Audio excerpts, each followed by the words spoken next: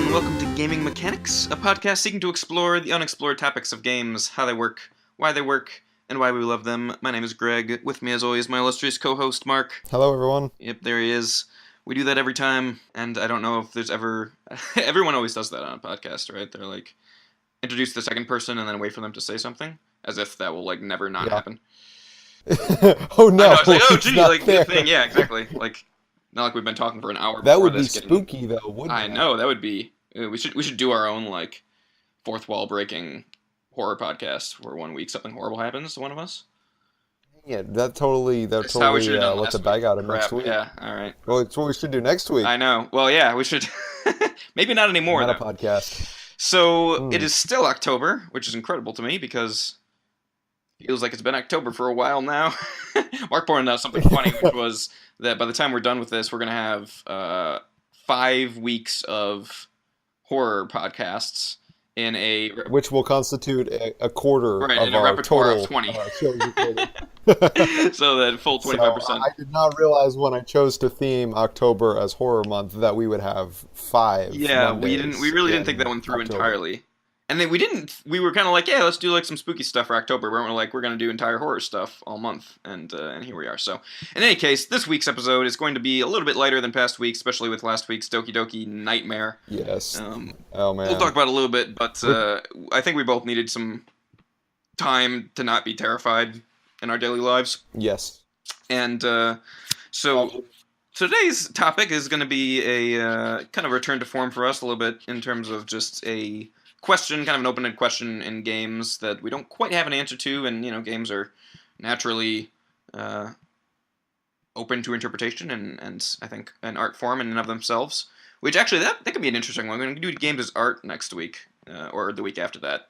Because I was reading Roger Ebert, one of the most famous critics of all time, and arguably the best film critic of the genre. Actually had I love his reviews, by the way. I think he was brilliant. And he actually maintained games were not art, and had a few arguments for that. Which, as much as I love him, I disagree with him, and I have a few specific points in that discussion.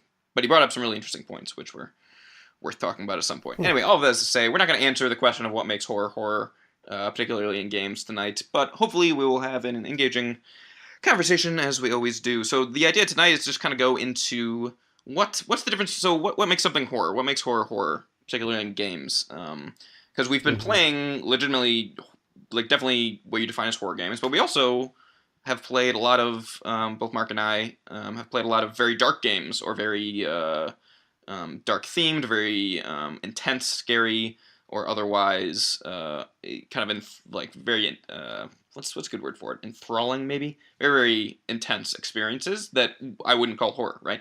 Or even that just had a dark aesthetic. Right.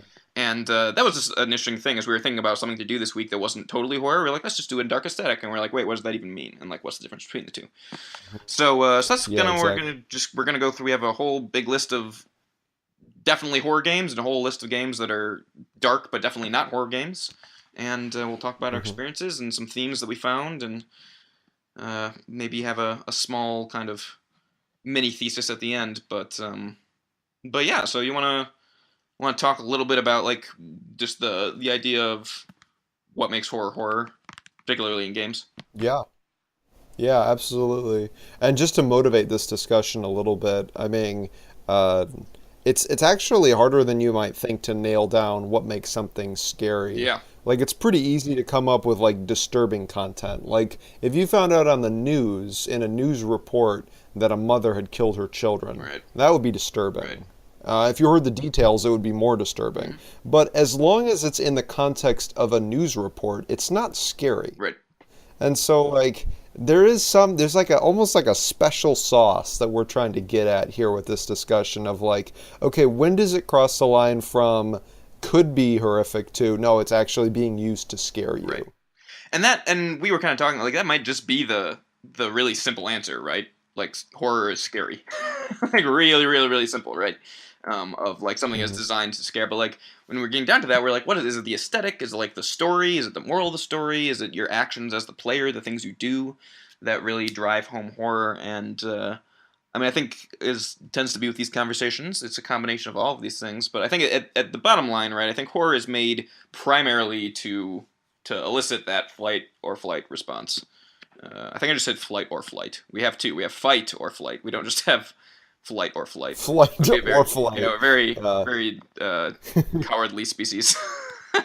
yeah. There's only You got three two effects to fear: options. Yeah, flight, flight. flight, and forgetting And that's words. it. Yeah, exactly. But anyway, so all that's to say, we're gonna go through some of the most terrifying games we played, as well as some of my and Mark's other favorites with dark aesthetics, and just go into it. So I think the Yeah. no, all right, go for it. You got any? Well, yeah. Well, just one game that I've been playing quite a bit lately has been the Halloween themed Overwatch arcade game, and that seems like a really light jumping off point, Yeah, and it is. a game like some of the other games that we'll talk about on this list. You could make an argument that it would scare some people, For sure. like maybe it would scare a 10-year-old, or maybe it would scare somebody who never deals with dark aesthetics. Right. But like Junkenstein's Revenge and Overwatch is not scary. Yeah. It's not even Hopefully, just supposed that to be title scary. should tell you all you need to know. Right. It's like it's Junkrat dressed up like Dr. Frankenstein. It's uh, uh, Roadhog who's dressed up like Frankenstein's monster. Like it's more like a Yeah, cartoon really sort kitschy. of Halloween Yeah, celebration totally. than Yeah, for anything. Like kids. it's yeah, so like there's something that is clearly darkly themed. Mhm. It's got zombies, it's got mad scientists, but it's not Right. scary. So that But it's fun and I appreciate yeah. it. So that was like kind of And I've the been playing it this week and thinking about it, and that's been something that's been on my mind. yeah. So that's a great like example of like okay, so it's not just the aesthetic, right? If it was just purely aesthetic, to an extent, a lot of those boxes are checked off in terms of a mad scientist, a monster that is actually scary looking, right? Roadhog actually kind of looks creepy like that. Yeah, The and Reaper. I right mean, I think Reaper. Reaper in general is this kind of Oh, dark totally. character. Reaper as Dracula, the idea of never-ending odds coming against you in the game, the music, the setting, and of course all of it's kind of cartoony-ish graphics, but that doesn't necessarily mean anything, as we know with Doki Doki. So Right. it's very interesting, right? That like no one would consider that anywhere close to horror, or probably scary at all, unless, like you said, you're much younger. If Reaper shows up and scary music plays, and it's kind of creepy for like a 6 or 7 year old. Right. But for adults, obviously, like no one's gonna make that claim, and yet it also has a lot of those kind of classic like checkbox marks that you would think would go into scariness. So that's obviously not enough to define horror by Right. itself, right? It's just the pure kind of like trope aesthetics, right? You can't just throw in vampires and overwhelming odds and zombies and gothic architecture and creepy music and make that scary. That's not how that works. Um, so then that brings me to like thinking. Do you have anything else you want to talk on Junkenstein's? No, I mean, when you were saying that, I just kept my mind started running through all the movies which are either parodies or just more like lighthearted Yeah, sure. versions of horror films. So films like Warm Bodies or Hmm. Zombieland Hmm. or Shaun of the Dead, Hmm. where there's a horror backdrop, but it's used in such a way that it makes Yeah. jokes and people more lighthearted things happen. Hmm. There's some fourth wall breaking with Zombieland. Um, Is there? and it totally doesn't serve the function of scaring the viewer. Yeah. There's a couple jump scares, admittedly, Right. but And it's all very it's not creepy. really Um, right. and so I mean, I think that's another kind of before I go into the next point. I think it's a great point too. We were trying to think when we were brainstorming. Okay, what's the difference between we got all this list of dark games and then the horror games. We're like, okay, what's the difference between these two? And one of the things that was pretty key was for a lot of the games with a really dark aesthetic, but that I wouldn't call horror. They had a lot of them actually have significant amount of humor in it. Um, Hmm. and that's something that in the true horror games you really didn't see much of, if any. Actually, there's no the idea of like those of so like the horror games that we last or listed were Outlast, Amnesia, Dark Descent, Doki Doki, Slender, Dead Space, and Soma. And then Mark played Bendy and the Ink Machine this week, which I don't have Hmm. any experience with. But the first six were all ones that have played, and none of those have any sense of the goal of those games is in large part to exhaust you, right? Um, to stop you from playing, actually, which is really interesting. That's kind of the opposite of every other game that I could think of, Right. which was trying to keep you invested in playing and keep on going. For those games, you have to force yourself to get invested and force yourself to come back. Their job is actually to exhaust you. And one way to break up tension, just really easily and quickly, is humor. And it's a very powerful thing, even with like little quippy one-liners or something, even an otherwise very dark game, that really, really aids your kind of mental health as the player. And these true horror games did not throw you any bones whatsoever, right? They gave you like no.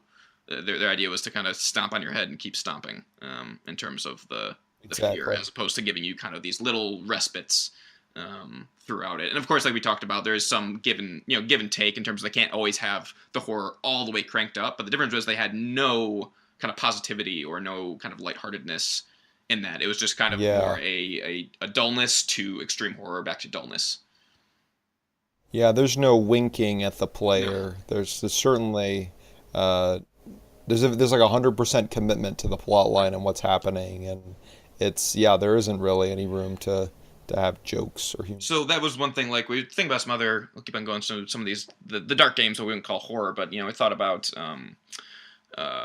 for me, I played a lot of the Batman Arkham games, and I'd say Arkham Asylum is by far the one with the most horror elements. The first game, and that one definitely has lighthearted moments and some back and forth, even some kind of macabre humor with the Joker. Um, actually, I maintained Bioshock, the original Bioshock at least. I played Bioshock 2 and probably about half of Infinite, which I still never finished. But I'd say, again, the original Bioshock has the most kind of classic horror aesthetic slash elements. Yeah. And it's similar in that one. There are moments of humor or lightheartedness or connection between the players and the player character and other characters that kind of has this goodness, a sense to it, a sense to kind of keep going. Even like I said, the original StarCraft, if people have ever played that, was a very very dark aesthetic actually, way darker than StarCraft 2 or any modern day Blizzard stuff. There's actually a lot of very intense or very targeted homages to the original Alien, Ridley Scott's movie, which is pretty straight horror. And of course, StarCraft has all kinds of other elements to it in terms of comic release and higher adventure kind of space opera elements. So I was that was one thing was that pretty much all those games or the Darksiders series, which is very very dark aesthetic world. Basically, it's you post-apocalyptic war between heaven and hell and heaven lost and everything's pretty horrible, and even in that has light moments of character development, and that just like I couldn't think of a single time in Amnesia where that happened. um, Right. or obviously Slender has no story, but same thing with Dead Space. Like there was no attempt to undercut any of that, and certainly Outlast was completely humorless. Um, Yes, it was.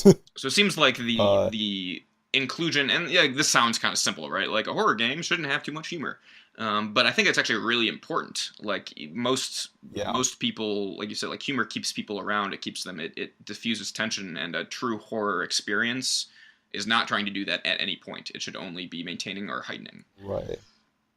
Yeah, I mean, it's one thing to be like, oh, that's probably not a good idea to add, but like, no, like adding humor to a horror game can like completely undermine the whole aesthetic you're trying to build. Yeah. Like, it really could unravel a horror game. which which otherwise And takes a lot to build, right? Like we talked about how in really right. nailing the horror aesthetic's actually very difficult. There's a lot of things, a lot of moving pieces, and then you have this one kind of like monkey wrench that you can throw in that just undoes all of this intricate like working together that sound and story and aesthetic and control would have, and then you can kind of like immediately, you don't have to like undermine all of them. You can just be like, a little bit of humor, all that falls apart. Yeah, like and I think one of the reasons is because horror, at least a lot of types of horror, certainly not all of them, are exaggerated Yeah, or exaggerations of the real world. yeah, And so as soon as you start throwing humor in with exaggeration, it starts to feel like satire. yeah. No, that's a And good point. Yeah, so I like at that thought. at that point, it's like it's hard for you to take the game seriously. It feels a little bit more like it's making a commentary Hmm. or that it's just there for Yeah. entertainment and not it's not selling itself as authentic Right. anymore. Yeah, that's a really good point. And like, and just to be clear too, we're not talking about like kind of dark black humor. I'm talking more like humor designed to relieve tension, designed to like. I think humor can be used like Doki Doki utilized like a weirdly light tone amongst its Yeah, horror elements. I wouldn't consider that like humor. That was like that was in the right. that was more horrifying in of itself, right? So I'm talking more like Yeah, the consequence of humor being like lightening of mood or lightening of burden, um, right. which The humor in Doki Doki and I think almost any horror medium I can think of serves to demonstrate usually insanity yeah, or like a further distancing from what's normal, right, yeah, like no, people joking about stuff that's actually horrific. yeah, which that's brings us to another good point. These flow very nicely. This is kind of a good sign. It probably means these are like legitimate ideas. Mark, you brought up a good. So you were talking with you and your girlfriend actually were listening to some original H.P. Lovecraft um, Yeah, Call horror of Cthulhu. stuff, and you had an interesting thought in terms of maybe a bigger, broader sense of what will always be scary outside of people will have different fears of different things, but you guys targeted one particular thing which I thought was really interesting, and the idea of seeing something that isn't the way it should be, and that Yeah. just in the Well, candle example. and yeah, the it's funny. We went to an art fair, and we did listen to Call of Cthulhu yesterday, and Which how was that, by the way? in Was both it good? this, I mean, it's kind of a stupid question, it's but like good. Yeah, it's actually very I've never good. actually I read mean, any. I would honestly, I think I enjoyed it more listening to it read, Sure, sure. and just shut off some lights and listen to it read. There's a you can find on YouTube. There's a couple different readings of it, and it's great. I like Yeah. I have such a greater appreciation for H.P. Lovecraft after honestly after listening to it more than like I think I read it like on a drive home. I was not driving. Mhm. I read it in the car though last time, and it felt more jumbled and like the context wasn't right, and I was with a bunch of other Yeah. people, and just listening to it in the car in silence was a great way to Nice. experience that Nice. if you want to try that. But we did that, and we saw an art exhibit today, and there was just a box of melting candles. And since this podcast is on my mind, I stopped and asked the question, like, so why is this creepy? Because it was clearly like it was. We both thought it like this is weird, and we are like, it's just a. I'm like, it's just a box of wax and it's dripping. Like, who cares? It's got some black wick sticking out of it. Why is that different than like a normal Right. candle? Because if it would have just been a giant candle made to be that way with a bunch of wicks in the middle, because there are candles like that with multiple wicks, it wouldn't have been creepy. Yeah. But I think the reason that it was creepy was because it's kind of out of place. Like, you don't do that to candles. When you burn a candle, you set it up so that it's on its own, and you don't want them melting all over each Right. other. Like, that's weird. Nobody burns candles that Yeah. way. And so just the fact that it's not what you expect and there's something just a little bit off, Mhm. is enough to kind of offset you and put you on edge. Yeah, kind of this the uncanny valley of candle aesthetic. Like the uncanny Yeah, valley right? refers to this weird thing that happens with the development of AI, particularly human AI or robots, where it's if you were to graph how advanced technology is, then how similar how well they can actually replicate human behavior or looks aesthetic, then it normally would just be a straight line, or at least kind of a normal curve, until you get really close to 100% human, and it dips significantly, which is actually where we are right now with a lot of like facial motion capture or robotics, where if something is really, really, really, really close to being human, but not quite, and it's actually very difficult, and it's called the uncanny valley, is because people can't really quite place what feels wrong. Everything by itself seems to be correct, but as a whole, you look at it and Hmm. it just feels unnerving.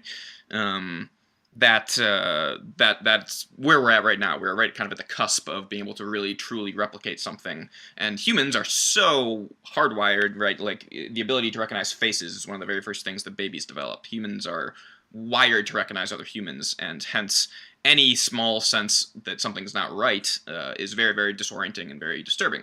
And I wonder if that's the same exact thing that Mark was talking about with the candles, which was if something is close enough to normal, and yet there's just a small, tiny, you didn't have like a candle like made out of like someone's face or something very obviously grotesque or revolting. Right. It was just something completely normal with a small twist to it that was unnerving, just like naturally.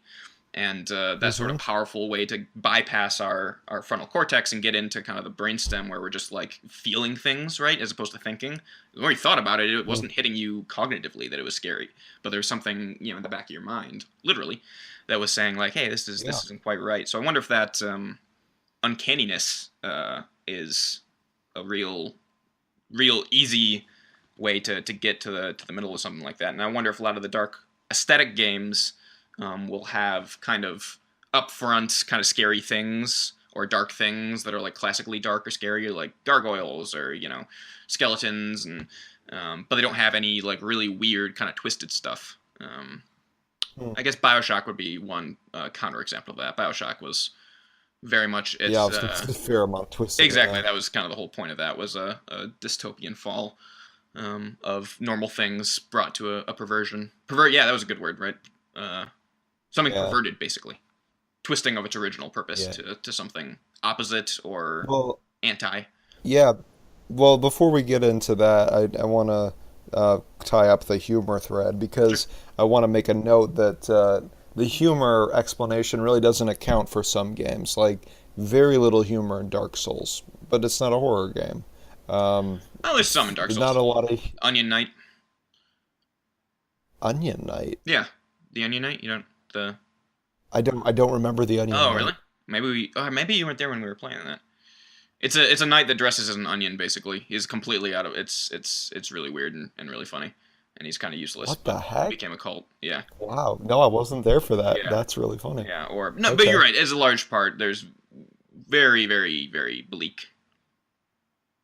Hmm. Um, and so that was just a Sure. counterexample of or Heavy Rain. I don't know that there's a lot of jokes in Heavy Rain. Um,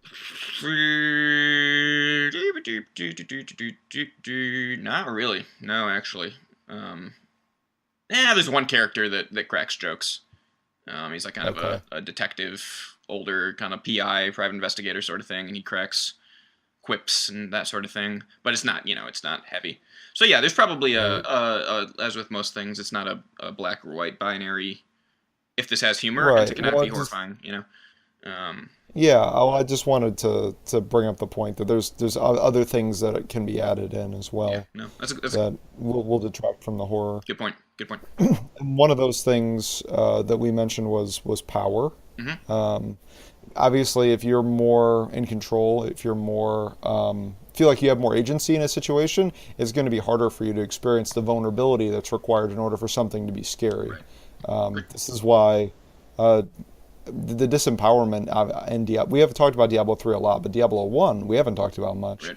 and uh, there's a lot of things disempowering in Diablo 1 which aren't in 3, Yeah. which serve to make it a bit scarier by my estimation. Reckoning. Um, right, exactly. Yeah. Like even the limitation in what you're able to see in the graphics, Mm, how far the camera can be zoomed out, yep. um, your level, and like what how difficult the game Yep. is Difficulty was when far you're far different. playing through it the first time. Especially and I think the difficulty power mechanic definitely comes into play more with games than anything else, right? Because you're not really managing interactivity with the medium in film or literature as much.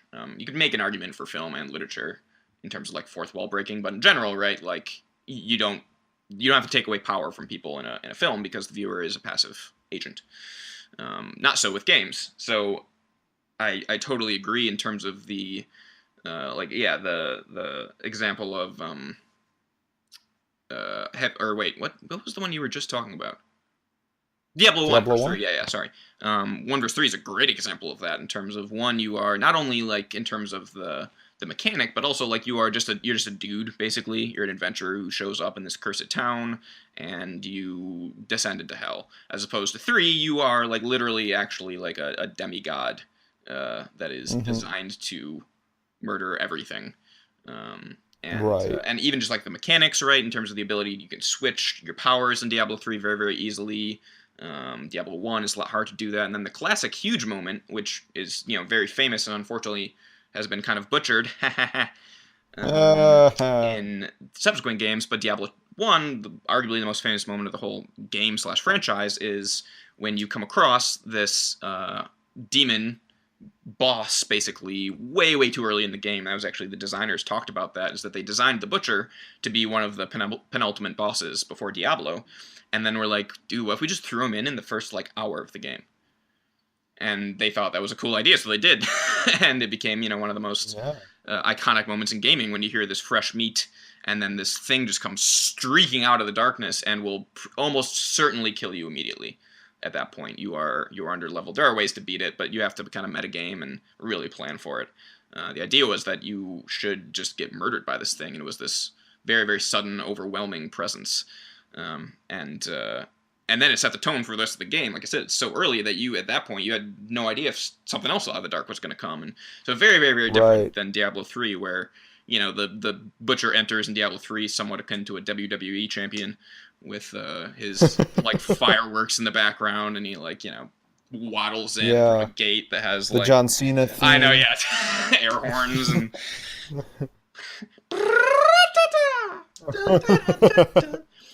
so God. so obviously that's just one example between the two, but power is a huge mechanic, particularly for Diablo. I like to, you're talking about, there's different ways to give power, right, in terms of the amount of vision that you had in Diablo 1 was you just could see Hmm. less things.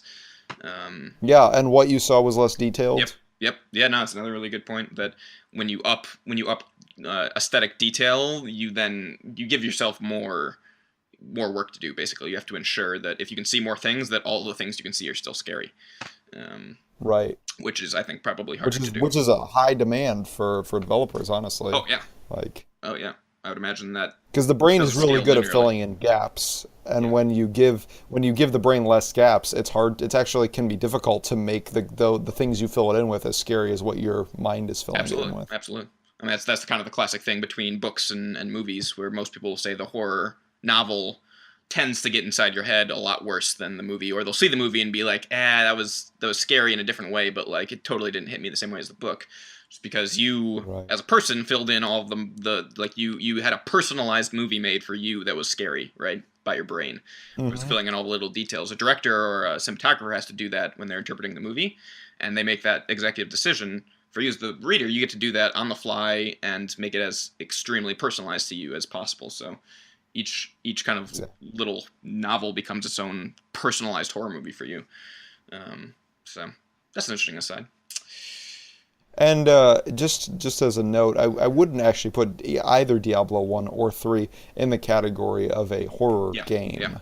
Um, I'd agree with that. but I would say that Diablo 1 was scarier. Oh yeah, And so I think there's still lessons to be learned by comparing those two games. absolutely. Well, even like, I mean, so I actually haven't even played Diablo 1. I've seen a lot of it. I think I've trying to remember. I don't think I watched a full playthrough, but we at least, I mean, we played Diablo 3 recreated all of Diablo 1 in its client and dumbed down the graphics, and uh, you could play through the original game that way, and we did that, which was cool. And even that was like significantly more uh, engaging and compelling to me, and felt more Diablo-y than having played 3 all the way through multiple Yeah. times. So so yeah, I think it's. I don't think many people would be arguing the Diablo 1 is creepier, but I would agree. I don't think that would. I don't think the idea of Diablo, and this is another point we had in terms of stuff that dark games do that horror games don't, is at root, at the beginning, and you can actually read the original pitch that Blizzard made for Diablo, their team, to their president. And at core, the game is about killing things and getting loot. That's what they wanted it to be. They wanted to be killing demons and getting cool loot, and that was what the game was designed around. And so at the end of the day, that kind of system doesn't actually take itself too well to some of the stuff we've been talking about that horror does, which is uh, kind of isolation, survival, lack of power, particularly. If you're continually getting more powerful and earning new things and having direct, kind of cause and effect of, hey, I did this and I get this, I have power, I have control, that scales as the game goes on. That just it's very very difficult to actually turn that into a true horror experience, I would argue. Yeah, absolutely. Like, I having a progression system like that gets you to focus on the wrong thing Right. if you're trying to scare somebody. Right. Like what your brain is focusing on is, ooh, when's the next level? What's my next skill I'm going to unlock? What's the next ability I'm going to be able to do? No, good You point. know, Yeah. what sort of good item can I find to augment this setup that I have Yeah. or like to beat this particular enemy? And so your brain isn't thinking about this is creepy. Why are all these Right. demons I'm like going to down die. here? Yeah. Right? Like what's gonna pop out around the Yeah. corner? You're not thinking about that as much, No, and it's a so good point. It's a I good point. think it does detract from how scary the game can be when you give the player so much to think about in terms of their own ability. Right. And that was some. Oh, sorry. And in a game like all the games we've listed, all these survival horror games, you don't have much ability. Like Outlast, obviously, is like you're a reporter. It says don't try to fight. Yeah.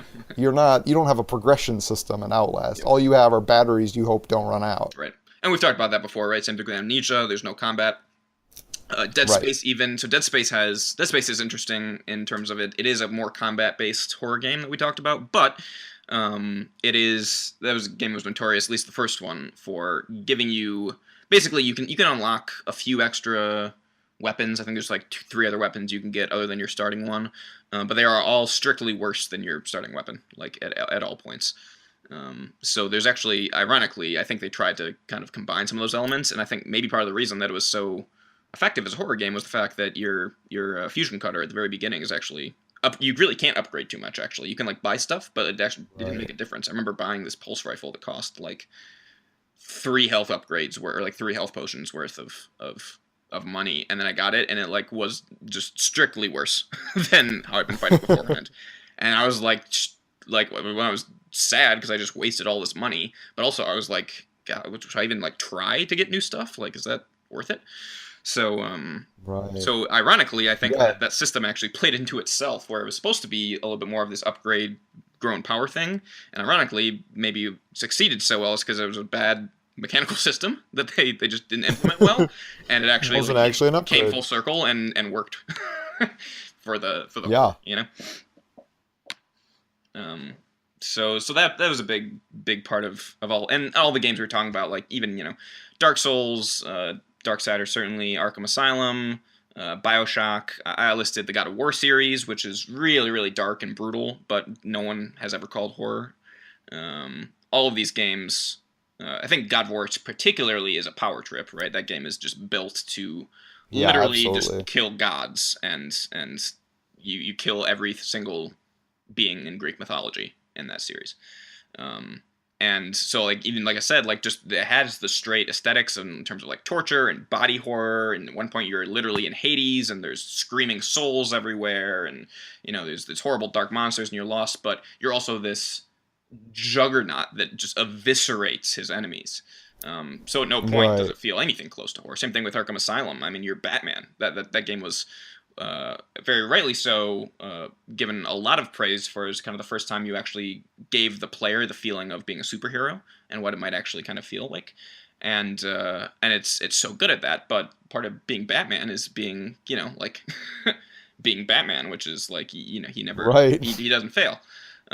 So and that game had some cool moments. The scariest moments in that game is when they take that away from you, when you are more Bruce Wayne or ironically, it's a fear-based part with Scarecrow, the Scarecrow, who has a fear toxin that can make you see your worst nightmares, basically.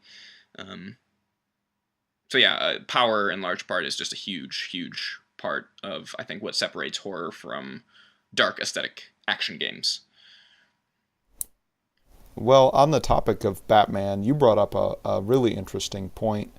including the progression system, which I'd maintain is I'd never thought about before. How like wow, none of these games have a progression system, and honestly, like what you mentioned before about how horror games in a weird way kind of push you away from the game. Is really contrary to a lot of mechanics that games use to try to keep you kind of still playing and thinking about your next achievement. I was actually Yeah. just watching a video about the arbitrary endpoint trap, which Extra Credit did, Hmm. where you kind of wait for the end of a level or the end of the next loot box or the end of a quest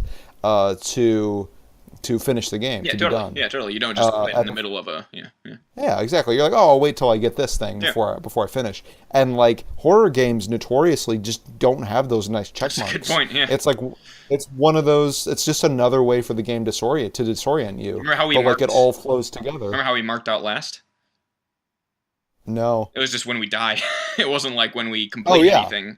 It was we're yeah. gonna keep on playing till we die. It was when we failed to Yeah, outlast. it's when we were outlasted. Yeah, that's a good point. Right, and with like That's a great Doki point, though. Doki, we found out in retrospect that there were clear delineations, but while we were playing, we didn't know that. Oh The yeah, game didn't say like chapter 1, chapter not 2. even close. I mean, remember and even if you watched the original stream where we were playing and nothing scary happened, and it was like almost 3 a.m. our time, um, and I just had to arbitrarily be like, guys, we have to like stop. Like there was no Yeah, good place to stop. Period. Because you weren't achieving exactly. anything. You weren't power. You weren't progressing. So I really liked what you were saying earlier, Mark, in terms of the and we'll loop back around to your original point. But when you're talking about even just consciously what you're thinking of as a player, like when I'm playing Diablo, I'm thinking very very specific. Like the game is I'm barely even involved with the aesthetic of the game. I'm thinking of like the way I can achieve my goal, right? Like I need this piece of loot to collect this build, and like the way I'm going to do that is by running this amount of rifts this many times, and yada yada yada. And I might be thinking about like mechanically trying to play better, but I'm not like in the game, right? Because I have a goal that I'm achieving, and Right. usually there's a very very ill defined or almost no goal in the horror games, right? Particularly in terms of like mechanically, like Amnesia has a bunch of puzzles, but the way you solve those puzzles, you don't get better at the game. Like you can't say you're really good at Amnesia, The Dark Descent. Like Right. I mean, I guess to some extent you could figure something out faster, but like no, you just go do the thing, right? Like you don't have to think too much about the goal. Um, Right. Similar to You Outlast. can become familiar with it, but it's not like there's a very low skill Oh, ceiling. totally, totally. You don't have to be. Yeah. So anyway, that's a really interesting idea, and if you're not thinking about that, if you're not using those kind of like frontal lobe, more advanced cognitive abilities, then yeah, you're just gonna be devolving farther back into the normal kind of limbic fear thing. But you were talking about Yeah. something else, Well, Batman, I think. yeah, I was going to, but you brought up something about Oh, again, we see the engagement of the frontal cortex and higher order executive functioning as detracting from fear. So when you give people a puzzle to solve or something to collect or a mission to accomplish, yeah, a bar to they are fill. going to be less scared. Yeah, yeah. Apprentice to save, so on and so Um, forth. yeah, exactly. Yeah. And so what I was going to mention about Batman is I think it obviously Batman is held up as a paragon of justice, Hmm. and there's a very clear sense of right and wrong in almost anything that Batman's involved with. There are a couple series which twist that idea, Hmm. but well, not ironically, fittingly, those are some of the scarier storylines Easy, of Batman. easy. Um, so it's you brought up the point that lack of a clear moral compass or lack of a clear morality is a feature that more horrific content has that just darkly themed content doesn't have as much of. Yeah, I think that goes along actually kind of with the power thing a little bit, right? Is that we all, I mean, most with very notable exceptions, but most people want to be the hero in their story. They want to be loved and adored and do something worth doing. And I think that's a power trip by itself. And in large part, I mean, look at like again, it's just something I was noticing in terms of similarities between the games was in large part, and like I said, none of these are binary. A pretty clear morality of like a goal that you're trying to achieve something, and it's very clear that you're trying to do that specific thing, and that that's good, and that there didn't necessarily have to be bad guys. It's just you have a very clear goal and you are behind it. Um, and then that actually carries through. Like Outlast begins that way, right? Where you're like, hey, I'm gonna try to get rid of this corporation that's probably corrupt, and then 10 minutes in, you don't give a Right. crap about that. You're just trying to get out of a room, basically. Just trying to survive. Um, Hmm.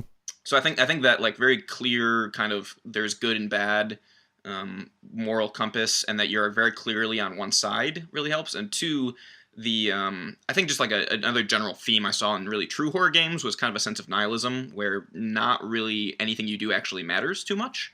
You don't actually have the Right. ability to really change the story, or even if you quote unquote win and do all the right things, everything turns out horrible, right? So it's not quite simple as like a happy or sad ending. It's like you can have horror games with happy endings and non-horror games with very dark endings.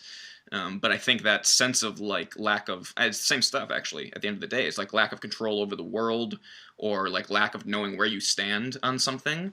That I think like Amnesia was notable for that, right? Where you have no idea what you're doing. The whole premise is you have to go kill someone. You don't know why you have to kill them, and you begin discovering Right. what that's about. Same thing You with left a note for yourself, telling yourself to do something, like memento style, exactly. but you don't actually know why you left that note because you forgot everything. Totally. I mean, Doki Doki is notorious was just a complete cluster f of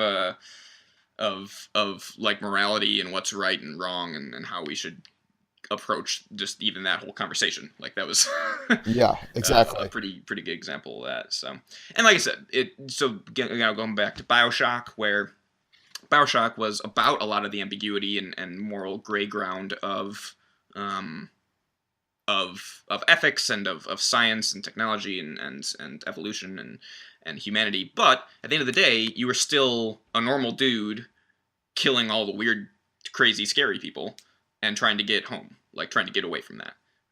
You are a force for good, and normality, and you know exactly where you stand, and you know exactly where you're going. Um, Right. so I don't know. That's another just kind of piece of it, that potentially the morality kind of applying to maybe those higher, certainly the psychological horror genre probably really has to deal with this specifically, because it requires more kind of depth and thought than the other types of horror as we talked about last week. Yeah, well, a game which is notable for its moral ponderings, I suppose, is the Fallout series, Mm-hmm. especially the most recent one, Fallout 4. Mm-hmm. You're confronted with different factions which believe that the end of the world, the I guess post-apocalyptic world that you live in, should be managed a certain way, and everybody's kind of got different ideas and different philosophies about how to do that. Right. And that is a game. I wouldn't put it in the horror camp, but it is an example of a game not letting you be comfortable with simple moral Mm-hmm. answers. Um, Whereas a game like Arkham Asylum, like you're Batman, like you're the good guy, you're working for the justice of the city, and Yeah. you've got a very clear idea of what that looks like. Yeah. And the game doesn't ask you to question Batman's motives too much. Yeah. Yeah. Um, Not at all. yeah. Or yeah, you brought up Diablo 3. Like yeah, there's no questioning that like the Nephilim are there to stop the demons. Like you're stopping hell itself. I mean, come Yeah, on, could it that get one's more like black and white than that? that one's almost. It Uh, just took Satan and renamed Almost him. comical. Yeah, that one's.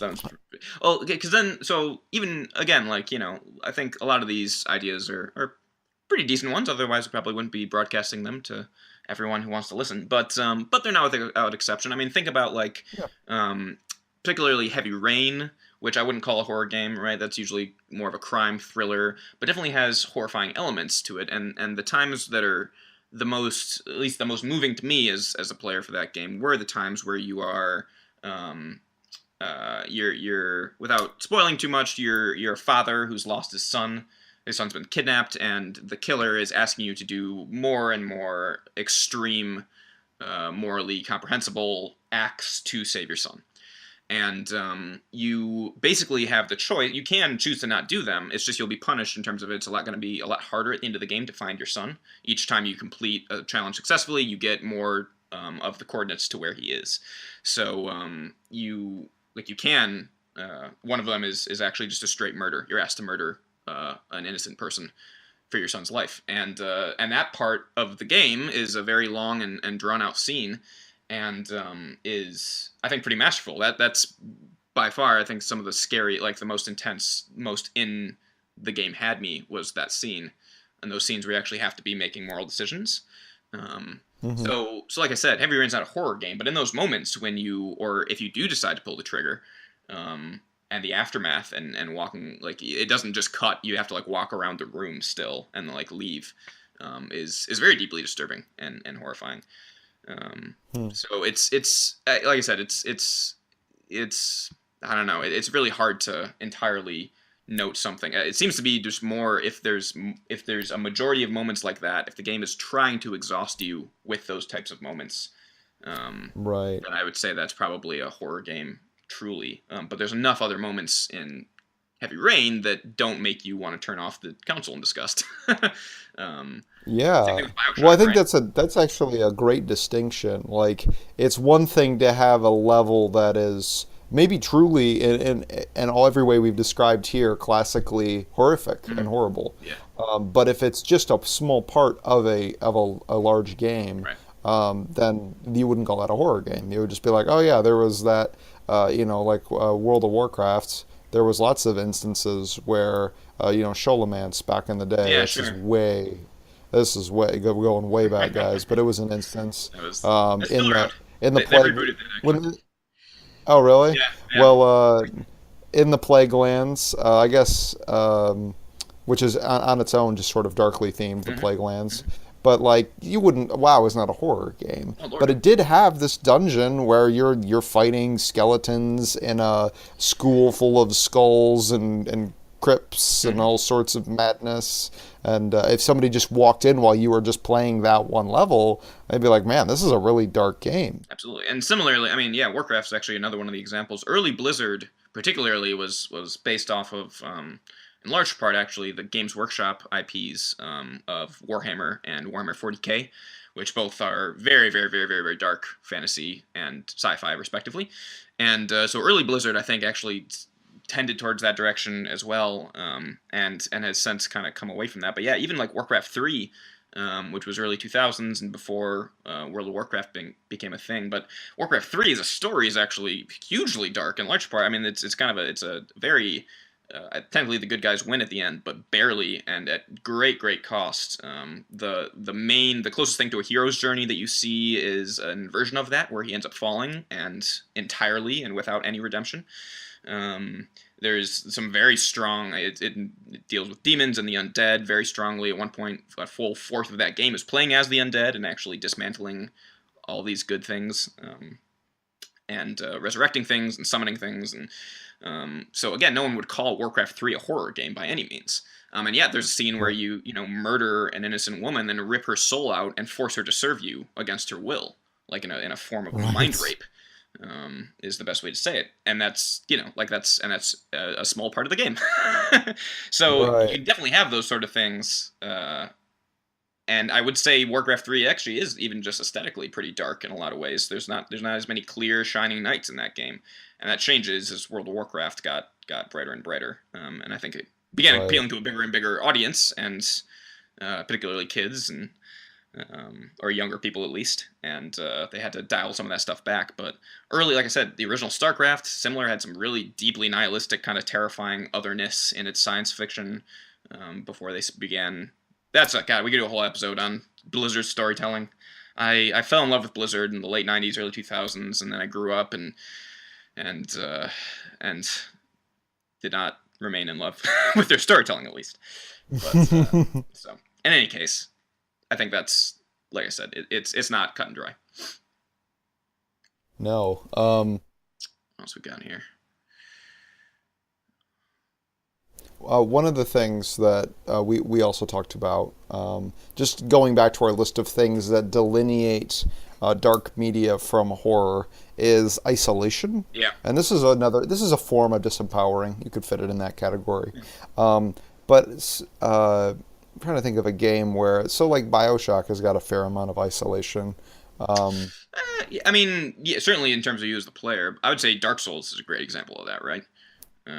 You have almost no interaction with anyone who you're not killing, or any other mhm. humans. You're not even human in Dark Souls, right? You're a revenant, basically. You're undead.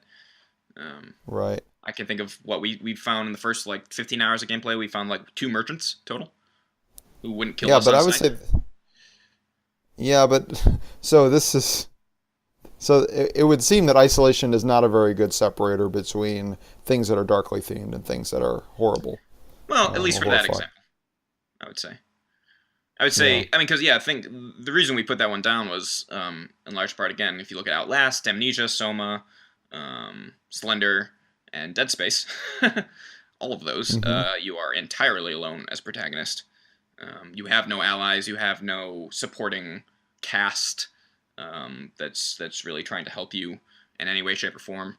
Um, and again, that tends to not be true in the other darker games, where you have people working with you as Batman and Arkham Asylum. Same thing with Darksiders. You have supportive cast, but Bioshock even you have Atlas, the person who talks you through a lot of your things. Same thing with God of War. You usually have at least one person who's helpful and who you'll probably kill at the end anyway. And then Heavy Rain is the same thing. You have multiple characters working together. So I think the teamwork aspect, I think isolation, again, is something that isn't just a It's not sure thing. sufficient, but it can be. I guess you could say it's necessary or it's definitely helpful. I can't think of many horror games Because where you have a whole lot of people around you, like friends anyway. no, no, yeah, that's what I mean. But I don't think it's sufficient to make it a horror Yeah, game. no, I agree. Like clearly God of War, you're pretty much a lone ranger. I mean, yeah, yeah, you've got a couple people and you do have an overarching purpose. But But no, you're right. Yeah, similarly, Di you're pretty much alone. Yeah, Diablo, you're pretty much alone. yeah, yeah. Particularly the first one. I Uh, mean, you have like the town, but then when you're in the dungeon, people don't come with you. yeah, there's nobody around. Yeah, And so like yeah, those but you're right. Like conversely, no, I cannot come up with a game that's a horror game where you've got a lot of people with you. right. Where you have a Um, party even of left members. even Left 4 Dead, I would say, fails to be as scary because you're on a team of Oh, people. absolutely. And being as humans, like being with other humans is a extreme source of power Oh for yeah. us. Well, I mean, that It's was like I said that even while playing Outlast with you, like just knowing that you were existent and I was still talking to someone in real time and I wasn't alone in this place. Like right. I don't know, or Doki Doki. Like I don't know if I would have finished that game alone if it was just been me. Like Oh I yeah, I, I I don't don't either. know, man. Like it was creepy to the extreme. Um, or Left 4 Dead's a great example. Even the difference between playing that single player where you're alone and you still have three other allies, uh, but it's still way more. Just it's far less comforting than having one. We've talked about that, Human. right? That like the ideal might be having two other humans and one AI because the AI is just superior to a human mechanically, but having people is also important. So like a good mix Yeah. of actual right because like we had that one AI that just would headshot everything. She got a sniper and just Yeah, it was murdered her ridiculous. way through, and we were like, maybe we shouldn't have humans, but that does not take into account the extremely important psychological factor there. Yeah, that's a really good point. Uh, I want to take a second, I think, here to talk about Bendy and the Ink Machine since I did play it. Yeah, yeah, no, I please played do. the first chapter because it's free, and advise anybody to check it out, if for no other reason than to just have a really interesting horror experience. Because for those of you who don't know, Bendy and the Ink Machine is set in sort of a sepia tone, cartoony animation studio from the 1930s, and that's the way that it's animated as well. Is it's not like Cuphead where it's like clearly a cartoon, Right. but things are a little bit more cartoon. I guess if you've played Toontown, it's going to be maybe a little bit along those lines, but darker. Mm-hmm. Um, just yeah, I guess similar like aesthetic to something like Overwatch or Team Fortress 2, Yeah. in terms of the way that it's rendered, but it still achieves a scariness and a spookiness, and so that was interesting to me because it didn't depend on a lot of really realistic gore or anything like that. It does a lot of context setting. So you're wandering around this animation studio, and there's this strange machine that was being constructed that you get the sense has to do with life and death. So like already we're pulling heavily from like the story of Frankenstein, typical horror tropes. Yeah, sure. Man going beyond man's limits in order to affect life and death, but something's gone horribly wrong. Like Right. this is classic. Yeah. Um, but it's interesting to see it pulled off in that particular context and that particular graphical style, using ink instead of blood in a lot of places where maybe you'd have blood dripping from the ceilings. Instead, there's pipes that are leaking ink onto the floor, Mm. and because of the blackness and the thickness of the ink, I think it still really works, Yeah. and it still creates a sense of like foreboding. And like when the building starts to flood with ink, hopefully I'm not spoiling too much. This is just the first chapter. There are 5 chapters, so when the building starts to fill with ink, it does feel freaky. And when you're sloshing around in the ink trying to figure out where the shut-off valves are, Mm-hmm. it is unnerving. Mm-hmm. I think they could have done a little bit more with the music and the sound design, in order to really up the ante on how freaky it was. But in general, I think it accomplished its goal of being a scary game, and I would play the other chapters for sure. Was it designed to be? Is it marketed straight as horror? It is, yeah, it is in a list of horror games Okay. on several different places, and it's on Steam's horror list. So Okay. Okay. I would say that it's marketed as a horror game. You think it meets the There's a criteria that there's we talked about here? let's see, yeah, Based if on we my use memory? there isn't any humor. Okay. There is no progression system. Actually, okay, I'm gonna take back the humor. There is this weird thing where you collect cans of beans, like they're around and you can pick them up, but you have no idea why. Hmm. So that is kind of a weird thing. It gives you something to collect, and it seems like kind of a joke. Like, why cans of beans? It's Yeah. weird. Yeah. It's played off that way. So I would say actually that detracts from the scariness. You are alone. Hmm. You don't really know what was trying to be accomplished there, but it does seem like everybody's in agreement that it was like not good. It was And so bad, there's right? a sense of there's like a sense of morality that you carry with you that Okay. like, this guy probably delved too far and was trying to do things he shouldn't have been trying to do. Definitely sounds like Um, it takes something, normally kind of that perversion mechanic, taking something that normally would not be threatening and changing it just enough, putting it in a situation where it actually becomes more threatening than it would have otherwise. Yeah, and actually, that's a bone I have to pick with cartoons from the 1930s in general. I find them incredibly unnerving. They're Like, I freaky, can't right? watch them. Good lord. Yeah, I think they're so freaky. Yeah. I don't get it. I don't get how anybody sat down and watched that stuff. Yeah, much less like that Like, I those were just can't specifically picture a kid targeted to seeing that. children.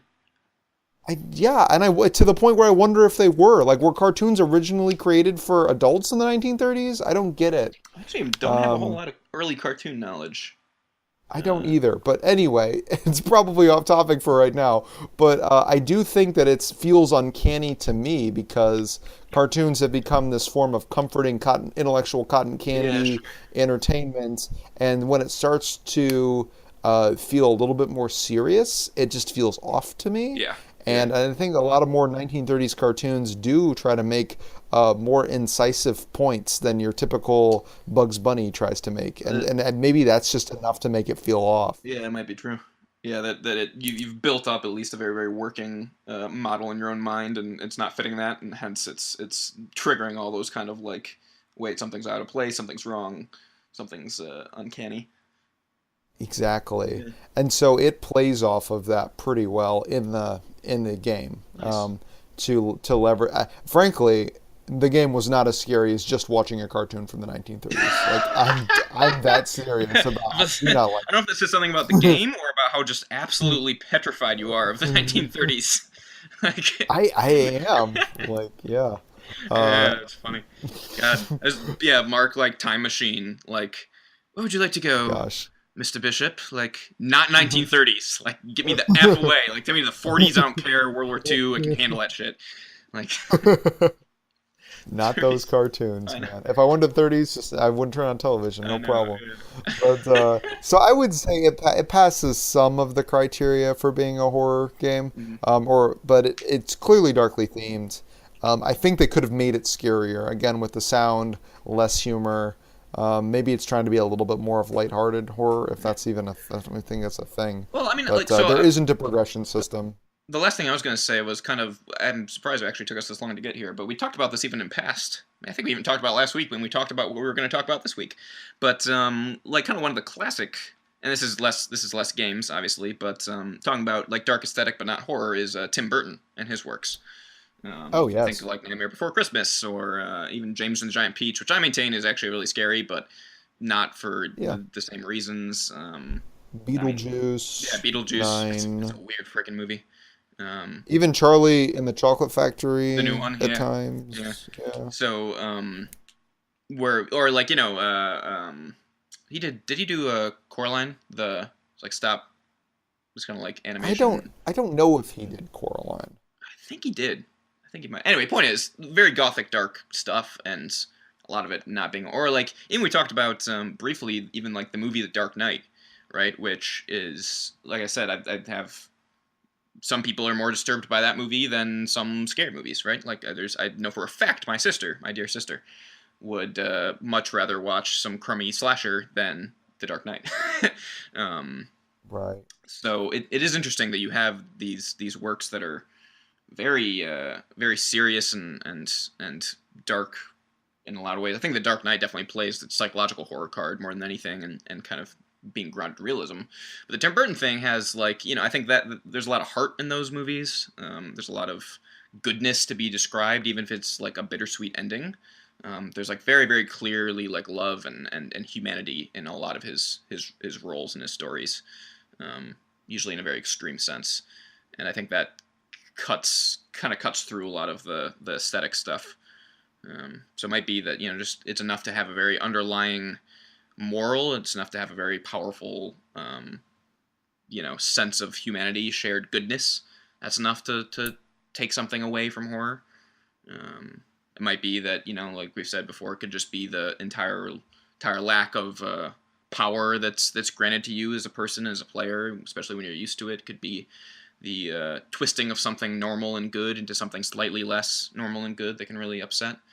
And it could be all these things. I think each kind of subgenre of horror probably utilizes and manufactures each one of these facets to greater or lesser roles depending on what it's trying to achieve.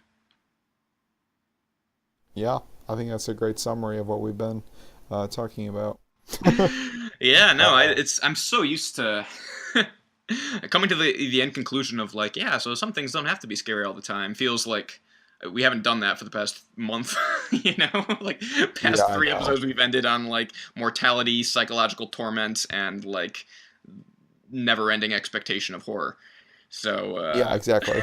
our Constantly final waiting our for the thesis being affair. like stuff isn't always bad is like a weird. I don't like feels like no this shouldn't be this doesn't feel right. Which in and of itself could be a commentary on horror, right? Like our coming to a Yeah. conclusion. Dude, we just like Tune in next self-replicated. time to find out what happens when you I force two people to know. talk about horror games for 4 weeks straight. Oh man, yeah, it's like straight up Game of Thrones. If you think this story has a happy ending, you haven't been paying attention. Um, but suffice to say, we will be wrapping up our 5 week series on horror next week at the end of October. Which will that be the 30? Will that be Halloween? It will be the 30th. Okay, So 30th. the All day right. before Halloween. It will be Devil's Night. It will. Oh, We're gonna be doing Satan. yeah. I was just gonna. Just kidding. We'll be summoning things live for for That your would really get entertainment. us an audience. Yeah, Yeah. no, that would. Yeah, we'll just be playing with a Ouija board for 2 hours. Like, drop a line for a demon and tell us what you guys want to know. We will be Yeah, forfeiting our you souls. can. Well, thank you as always, you guys, for listening. You can get in touch with us by emailing mark@gamingmechanics.net or greg@gamingmechanics.net. If you want to drop us a line, see us talk about something in specific, we're going to be done with horror for October after next week. And so we are going to be looking and thinking about Yeah. new ideas for series and themes. Yeah. We will not be doing a month on Thanksgiving themed I was about video to make that games. joke. Yeah, that we're gonna do. We're gonna be doing thankfulness for the month of November. No, Yeah, that's just everything you guys wanted. Five podcasts about thankfulness. No, specifically don't through let this us. medium. If you only you can prevent Yeah, this from happening, dear punish listener. us as You must email us and tell us what the theme should or be just don't download. after horror. We keep track at least of who's listening, and it tends to be on the upward. So if we see that decrease, yeah, please vote with your. We'll know. Your We'll clicks. know. Yeah, cool. All right. Well, I hope you guys have a good last week of October. That it is plenty spoopy, or just spoopy enough. And until next time. Bye, guys. If you enjoyed this episode of Gaming Mechanics, check out our Twitter @GamingMechanics or Facebook by going to facebook.com/GamingMechanics. Thanks for listening.